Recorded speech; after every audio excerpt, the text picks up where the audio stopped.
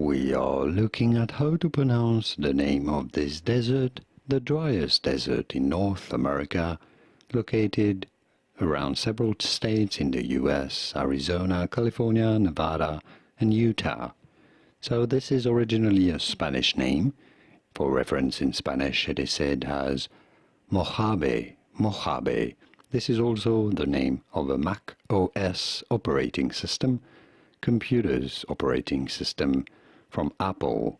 Now, in English, this is generally said, especially in American English, as Mojave, Mojave, although some say it as Mojave, Mojave, or Mojave. All of this from Spanish, the desert, also the ghost. Mojave, Mojave is how it is said in Spanish, in English, Mojave, and now you know it all.